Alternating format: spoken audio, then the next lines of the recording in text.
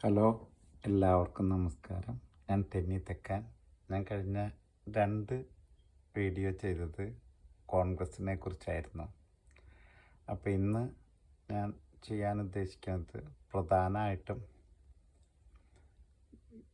കേരളത്തിലെ കത്തോലിക്ക സഭ, ക്രിസ്തീയ സഭകളെ കുറിച്ചും അവ നേരിടുന്ന ചില പ്രശ്നങ്ങളെക്കുറിച്ചും അതുപോലെ ഇന്ത്യയെ നേരിടുന്ന ചില അന്താരാഷ്ട്ര പ്രശ്നങ്ങളെക്കുറിച്ചും കൂടി മിക്സ് ചെയ്തിട്ട് അല്പം തമാശ രൂപത്തിലും എന്ന കാര്യമായിട്ട് ചിന്തിക്കാൻ പാകത്തിന് ഒന്നാണ് എന്ന് കരുതുന്നു. അപ്പം ആദ്യം തന്നെ തുടങ്ങുന്നത് കേരളത്തിലെ ഞാൻ Roman Catholic, Syrian Catholic Ernakulam അതിരൂപതയിൽ പെട്ടതാണ്. അപ്പോൾ അവിടെ നടക്കുന്ന തർക്കങ്ങളൊന്നുമല്ല ജനറലായിട്ടുള്ള വിഷയം. പ്രധാനമായിട്ടുള്ള വിഷയം എന്താണെന്ന് ചോദിച്ചാൽ, ഇന്ന് ക്രൈസ്തവർ കേരളത്തിൽ നേരിടുന്ന പ്രതിസന്ധിയാണ്. ഒരു കാലഘട്ടം വരെ ക്രൈസ്തവരിൽ ഭൂരിഭാഗവും UDF പിന്തുണയ്ക്കുകയും UDF കേരള കോൺഗ്രസിലൂടെ ക്രൈസ്തവർ അവരുടെ അവകാശങ്ങളും കാര്യങ്ങളും ഒക്കെ നേടിയെടുക്കുകയും ചെയ്തിരുന്ന ഒരവസ്ഥയുണ്ടായിരുന്നു. അത് മാറി ക്രൈസ്തവരെ അവഗണിക്കാനായിട്ട് UDF തുടങ്ങിയപ്പോൾ ഇടതുപക്ഷത്തിനെ കൊണ്ട് എന്തെങ്കിലും നടക്കുമോ എന്ന് കരുതി അങ്ങോട്ടേക്കൊരു ചായ്വും കുറച്ചുണ്ടായി. പക്ഷേ ഒരു കാലഘട്ടത്തിപ്പോഴേക്കും LDFും UDFും മുസ്ലിം വോട്ടുകൾക്കാണ് പ്രാധാന്യം എന്നുള്ളത് മനസ്സിലാക്കിയിട്ട് തീവ്ര ഇസ്ലാമിസ്റ്റുകളുടെ പ്രവർത്തനവും കൂടി ഈ UDFിൻ്റെയും LDFിൻ്റെയും മുസ്ലിം പ്രീണനവും കൂടി അനുഭവിക്കുന്ന ക്രിസ്ത്യാനികൾക്ക് എങ്ങോട്ട് പോകണമെന്നറിയാതെ വിഷമിക്കുന്ന അവസ്ഥയാണ്. പിന്നെയുള്ള അടുത്ത ഓപ്ഷൻ ആകെ ഉള്ളത് ഇന്നത്തെ സാഹചര്യത്തിൽ ആകെ ഒരു BJPയാണ്. കേരളം വിട്ടാൽ കർണാടകം തുടങ്ങി ഉത്തരേന്ത്യ മുഴുവൻ ക്രിസ്ത്യാനികളെ പീഡിപ്പിച്ചുകൊണ്ടിരുന്ന ഒരു ഹൈന്ദവ വർഗീയ ശക്തികൾക്ക് സപ്പോർട്ട് ചെയ്യുന്ന BJPയിലേക്ക് എങ്ങനെ പോകും, എങ്ങനെ പോവാതിരിക്കും? അത്രയധികം മുസ്ലിം പ്രീണനം വർദ്ധിച്ചു വന്ന് സഹിക്കാത്ത ആ ഒരവസ്ഥയിലേക്ക് കേരളം പോകുമ്പോൾ നമ്മൾ പണ്ടൊരു കഥയിൽ പറയുന്ന പോലെ പിടിവിട്ട താഴെ മുതല ഒമ്പ് ഒടിയാറിയായി നിൽക്കണു, മുകളിലാണെങ്കിൽ പുലി കാത്തിരിക്കുന്നു, തിരിച്ചു കയറിയ പുലി വിഴുങ്ങാനായിട്ട് എന്ന അവസ്ഥയിൽ നിൽക്കുന്ന കേരളത്തിലെ ക്രൈസ്തവരെ കുറിച്ച് എന്ത് പറയാനാ എന്ന് ഒരു പരിഭവം മാത്രം പറഞ്ഞുകൊണ്ട് ഞാൻ അടുത്തൊരു സാഹചര്യത്തിലേക്ക് കടക്കാം. അത് നമ്മുടെ രാജ്യത്തെക്കുറിച്ചാണ്. അപ്പോൾ അതായത് USA ലോക പോലീസ് കളിക്കുമ്പോൾ US ഡോളർ ലോകത്തെ വിപണിയെ കീഴടക്കുമ്പോൾ ഇന്ത്യക്ക് എന്തെങ്കിലും ഉയർത്തെഴുന്നേൽപ്പ് വേണമെങ്കിൽ ആ ഡോളറിനെ കീഴടക്കണം എന്നൊക്കെ കരുതിയിട്ട് മറ്റു ചില അഡ്ജസ്റ്റ്മെൻറ്റുകൾക്ക് റഷ്യയുടെ ആയിട്ടുള്ള വിനിമയത്തിന് ഇന്ത്യൻ രൂപയെ അല്ലെങ്കിൽ റഷ്യൻ റൂബിളിനെ എന്നൊക്കെ പറഞ്ഞുകൊണ്ട് ഓരോരോ കരാറുകളും അതിനുള്ള ശ്രമങ്ങൾ നടത്തുമ്പോൾ അവയൊക്കെ താൽക്കാലികമായിട്ടുള്ള വിജയം സാവധാനത്തിൽ നേടിത്തരും എന്ന് പ്രതീക്ഷിക്കുന്നതിൽ തെറ്റൊന്നുമില്ല. കാരണം സഹകരിക്കുന്ന 2 രാജ്യങ്ങൾക്ക് അവരുടെ ഇഷ്ടമുള്ള കറൻസിയിൽ വിനിമയം നടത്താൻ അവർ തയ്യാറായി കഴിഞ്ഞാൽ ഒരു പരിധി വരെ ഡോളറിനെ മാറ്റി നിർത്താൻ കഴിയുമായിരിക്കാം. പൂർണ്ണമായിട്ടല്ല പറയുന്നത്. അത് സാവധാനത്തിൽ സ്പ്രെഡ് ചെയ്ത് മറ്റ് പല രാജ്യങ്ങളും കൂടി അതിലേക്ക് ചേരുമ്പോൾ അത്രയും വിപണിയിൽ ഡോളറിൻ്റെ പിടി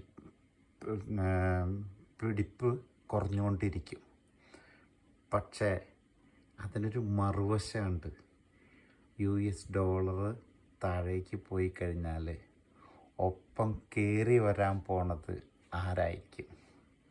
അത് ഇതിൻ്റെയൊക്കെ അപ്പുറത്തുള്ള ചൈന ആയിരിക്കും എന്നത് വരുമ്പോഴാണ് ഇതിൻ്റെ ദൂഷ്യാവസ്ഥ മനസ്സിലാവുക. എന്തെങ്കിലും കളിച്ച് $, താഴേക്കിടാൻ ശ്രമിക്കുന്ന ഓരോ ശ്രമവും ചൈനയെ ഉയർത്തിക്കൊണ്ട് വരാൻ വേണ്ടിയിട്ടുള്ള പരിശ്രമമായിട്ട് മാറും. ഒരു ചെറിയ ചാൻസ് കിട്ടിയാൽ അടുത്തുള്ള ഓരോ രാജ്യങ്ങളും കൈപ്പിടിയിലൊതുക്കാൻ വേണ്ടിയിട്ട് കളിക്കുന്ന ചൈന, ഒറ്റ ലക്ഷ്യം ചൈനയ്ക്കുള്ളൂ, ഇന്ത്യയെ മുഴുവനായിട്ടും കീഴടക്കാൻ പറ്റുമെങ്കിൽ മുഴുവനായിട്ടും ചൈനയുടെ കീഴിലേക്ക് ആക്കാം എന്നുള്ളതാണ്.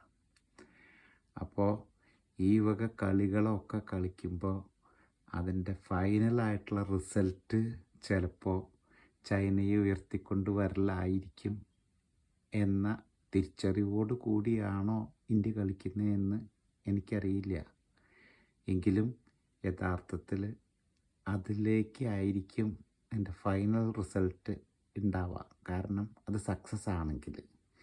അല്ലാതെ ഒരു ഇന്ത്യൻ രൂപയൊന്നും ഇന്നത്തെ സാഹചര്യത്തിൽ ലോക വിപണിയിലെ കീഴടക്കി വിനിമയത്തിനകത്തേക്ക് എത്തിച്ചേരാൻ യാതൊരു സാധ്യതയില്ല. അടുത്തത്, ഞാൻ ചൈനയെക്കുറിച്ച് ഇത്രയും പറഞ്ഞപ്പോൾ ചൈനയിലേക്ക് തന്ന് ഇത് അവസാനിപ്പിക്കാൻ കരുതുന്നേ. ചൈന എന്ന് പറഞ്ഞാൽ ഒരുപാട്, ഇപ്പോൾ സന്തോഷ് ജോർജ് കുളങ്ങരയൊക്കെ ചൈനയിൽ പോയി യാത്ര ചെയ്തിട്ട് അവിടെ കണ്ടിട്ടുള്ള അവിടുത്തെ ഡെവലപ്മെൻറ്റ്സിനെ കുറിച്ചും ഒക്കെ പറയുന്നതും വിവരിക്കുന്നതും ഒക്കെ കേട്ട് കഴിഞ്ഞാൽ ഒന്ന് മനസ്സിലാക്കേണ്ടത്, ഈ പണ്ട് കാലത്തും രാജഭരണം ഉണ്ടായിരുന്നപ്പോൾ നല്ല ഒരു രാജാവ് ഭരിച്ചാൽ അവിടെയായിരുന്നു ഏറ്റവും കൂടുതൽ ഇതുണ്ടായിരുന്നത്. ഏറ്റവും സിമ്പിളായിട്ട് ഇന്ന് കാലത്തും രാജഭരണങ്ങൾ നടക്കുന്ന കൺട്രികൾ എടുക്കാം. ഒമാനിലൊരു കാലത്ത് ഇരുന്നിരുന്ന രാജാവ്, ഞാനന്ന് അവിടെ 2000-ലൊക്കെ ഞാൻ ഒമാനിലായിരുന്നു. അപ്പോൾ ആ സമയത്ത് അന്നത്തെ അവിടുത്തെ രാജാവ് എന്ന് പറഞ്ഞാൽ ജനങ്ങൾക്കൊരു പേടി സ്വപ്നമാണ്. അതുകൊണ്ട് തന്നെ അതിൻ്റെ കീഴിൽ വരുന്ന ഒരൊറ്റ ഉദ്യോഗസ്ഥനും അനങ്ങാനായിട്ട് വിഷമിക്കും. എന്ത് തെറ്റും എന്ത് കാര്യം ചെയ്യാനായിട്ട് പേടിയുണ്ടായിരിക്കും. ഞാനൊരു സിമ്പിളായിട്ടുള്ള ഉദാഹരണം പറയാം. രാജാവ് ഇടയ്ക്ക് ഇങ്ങനെ പറഞ്ഞുകൊണ്ടും ഇടയ്ക്ക് പറയാണ്ടും ഒക്കെ പല റോഡുകളിലൂടെയും സഞ്ചരിക്കും. മസ്കറ്റിനകത്തൊക്കെ രാത്രിയിൽ ഇറങ്ങി സഞ്ചരിക്കുന്നൊക്കെയാണ് പറയുക. അങ്ങനെയുള്ള പേടിയാണ് അന്ന് അവിടെ സമൂഹത്തിന്. ഞാൻ റുസ്താഖ് എന്ന് പറയുന്ന സ്ഥലത്തായിരുന്നു. അവിടെ വെച്ച് ഇതേപോലെ ഇയാൾ അതിലെ വരുന്നു എന്ന് പറഞ്ഞിട്ട് ഉള്ള ഈ രാജാവ് വരുന്നതിന് വേണ്ടിയിട്ടുള്ള ഒരു സെറ്റപ്പുകൾ കാണുമ്പോഴാണ് നമുക്ക് ഒരു രാജാവ് എന്ന് പറയുന്നതിൻ്റെ വില മനസ്സിലാവുന്നത്. അന്ന് അവിടെ ഞങ്ങൾ അറിയുന്ന ഒരു മലയാളി ഒരു കട നടത്തുന്നുണ്ട്. ഇതിൻ്റെ ബോർഡുകൾ, ഒമാനിലൊക്കെ ഉള്ള ബോർഡുകൾ ഏത് വെക്കണമെങ്കിലും ബോർഡ്, നമ്മളൊരു കടയുടെ പരസ്യം, നമ്മുടെ കടയുടെ മുന്നിൽ നമ്മുടെ ഒരു പേരെഴുതി വെക്കണമെങ്കിൽ അത് അവിടുത്തെ മുനിസിപ്പാലിറ്റിയിൽ നിന്ന് സാങ്ഷൻ ചെയ്ത് അവർ തരുന്ന സൈസിലും അളവിലും അതിനുള്ള പൈസ അടച്ചാലാണ് അത് കൊണ്ടുവന്ന് വയ്ക്കാൻ പറ്റുക. അങ്ങനെ ഇയാൾ വെച്ചിരിക്കുന്ന ഇയാളുടെ കടയുടെ ബോർഡിൻ്റെ ഒരു മൂല പൊട്ടിപ്പോയിട്ടുണ്ട്. അങ്ങനെ പൊട്ടിയ ബോർഡുകൾ വയ്ക്കാൻ പാടില്ല എന്ന നിയമം. പക്ഷേ അവിടുത്തെ സിറ്റി വലിയ കുഴപ്പമൊന്നുമില്ലാണ്ട് അനുവദിക്കുകയാണ്. പക്ഷേ ഇയാൾ രാജാവ് വരുന്നതിന് 3 ദിവസം മുമ്പ് കടയിൽ വന്ന് സിറ്റിയുടെ ആൾക്കാർ പറഞ്ഞു, ആ ബോർഡ് അഴിക്കുക, അതെടുത്ത് കടയ്ക്കകത്ത് കയറ്റി വയ്ക്കുക. ഇനി ഇയാൾ വന്ന് പോയതിന് ശേഷം പിറ്റേ ദിവസം അല്ലാതെ കട തുറക്കാൻ പാടില്ല എന്ന്. ഇതെന്ന് പറയുന്ന കട ഈ മെയിൻ റോട്ടിൽ നിന്ന് ഏകദേശം ഒരു 200 മീറ്ററോളം ഉള്ളിലേക്ക് വലിഞ്ഞിട്ടാണ് കെട്ടിടങ്ങൾ നിൽക്കുന്നത്. അവിടെ ഇരിക്കുന്ന ഒരു കടയുടെ ബോർഡാണ്. അതും മെയിൻ ടൗണിലൊന്നുമല്ല, പോകുന്ന വഴിയിലുള്ളൊരു കട. അപ്പോൾ ഇതിനൊക്കെ ഇത്ര ഇമ്പോർട്ടൻസ് ഉണ്ടോ എന്ന് മുനിസിപ്പാലിറ്റിയിൽ വന്ന് പറഞ്ഞ ആൾക്കാരോട് ഇയാൾ ചോദിക്കുമ്പോൾ അയാൾ പറഞ്ഞ മറുപടി എന്താണെന്ന് വെച്ച് കഴിഞ്ഞാൽ, ഇവിടെ ബിറുസ്താക്കിലെ എല്ലാ ബോർഡുകളും എത്ര പെർഫെക്റ്റ് ആയിട്ടിരുന്നാലും ഈ ഒരു ബോർഡ് മൂല പൊട്ടിയിരിക്കുന്നുണ്ടെങ്കിൽ അയാളുടെ കണ്ണ് അവിടെയോ പെടുള്ളൂ. അതുകൊണ്ട് നിർബന്ധമായിട്ട് സാധനം കഴിച്ച് അകത്ത് വെച്ച് കട അടച്ചിട്ടേക്കാം ഈ 3 ദിവസവും. അത് കഴിഞ്ഞ് 4ാമത്തെ ദിവസം ഇയാൾ വന്ന് പോയി കഴിഞ്ഞിട്ട് നിങ്ങൾക്ക് കട തുറക്കാം എന്ന്. അപ്പോൾ ഞാൻ പറഞ്ഞു വന്നത് ഇത്രയേ ഉള്ളൂ. ഒരു രാജാവ് വിചാരിച്ചാൽ നടക്കും. അത് തന്നെയാണ് പൂർണ്ണമായിട്ടുള്ള ഏകാധിപത്യം നടക്കുന്ന, കമ്മ്യൂണിസം ഭരിക്കുന്ന ചൈനയിൽ നടക്കണേ. നാവടക്കു പണിയെടുക്കുന്നു എന്ന് ഇന്ദിരാഗാന്ധി പറയുന്ന സമയത്ത് ഇവിടെ ഉണ്ടായിരുന്ന അഭിവൃദ്ധി അത് തന്നെയാണ് എവിടെയും ഏത് ഏകാധിപതിയുടെയും കീഴിൽ വരുമ്പോൾ അവർ എന്തുമാത്രം കട്ട് തിന്നാലും ലോകത്തെ ഏറ്റവും വലിയ രാജ്യമാണ്. അപ്പോൾ അവർ കുറച്ചൊക്കെ കട്ട് തിന്നാൽ പോലും ഈ ബാക്കിയുള്ള മുഴുവൻ പേരുടെയും ഉൽപ്പാദനം എന്ന് പറയുന്നത് വളരെ വലുതാണ്. അതിൻ്റെയാണ് ചൈനയുടെ ഡെവലപ്മെൻറ്റ്. അങ്ങനെയുള്ള ഡെവലപ്മെൻറ്റ് നിങ്ങൾക്കും വേണമെങ്കിൽ അതുപോലെയുള്ള ഏകാധിപതികളാൽ നിങ്ങളും ഭരിക്കപ്പെടണം. അങ്ങനെ കാലങ്ങളായിട്ട് ഭരിക്കപ്പെട്ട് കഴിയുമ്പോൾ നിങ്ങളിലുണ്ടാവുന്നൊരു മാറ്റമുണ്ട്. ആ മാറ്റമാണ് ചൈനക്കാരനെ സംബന്ധിച്ചിടത്തോളം കാശുണ്ടാക്കുക എന്നുള്ളതല്ലാതെ ഒരുവിധ രാഷ്ട്രീയമോ ഈവൻ സ്വന്തമായിട്ടുള്ള വ്യക്തിബന്ധങ്ങളോ ഒന്നുമില്ല. പണിയെടുക്കുക, കാശുണ്ടാക്കുക, അതല്ലാതെ യാതൊരുവിധ റിലേഷൻഷിപ്പ് പോലും ഇല്ലാത്ത ക്യാരക്ടേഴ്സാണ്. ഇത് ഞാൻ പറയണത് ഇവിടെ നമ്മൾ ചൈനക്കാരെ പലരെയും കണ്ടുമുട്ടിയിട്ട് എനിക്കുണ്ടായ അനുഭവങ്ങളാണ്, ഞാൻ മനസ്സിലാക്കിയതാണ്. ഇത് തന്നെ എല്ലായിടത്തും ആയിക്കോളണമെന്നൊന്നുമില്ല. ഞാൻ മനസ്സിലാക്കിയതിനെ ഞാൻ പറഞ്ഞിരുന്നു എന്ന് മാത്രം. ഈ പറഞ്ഞ എല്ലാ കാര്യങ്ങളും എൻ്റെ മനസ്സിലാക്കലുകളാണ്. ഒന്നുമല്ല ഒരു ബികോമുകാരനായിട്ടുള്ള നമ്മളെ സംബന്ധിച്ചിടത്തോളം ഇത്രയ്ക്കുള്ള അറിവോ വിദ്യാഭ്യാസമോ പഠനമോ ഒക്കെ ഉള്ളൂ. പക്ഷേ എൻ്റെ നിരീക്ഷണങ്ങളെക്കുറിച്ച് ഞാനൊന്ന് നിങ്ങളെല്ലാവരുമായിട്ട് ചർച്ച ചെയ്തു എന്നും മാത്രമേ ഉള്ളൂ.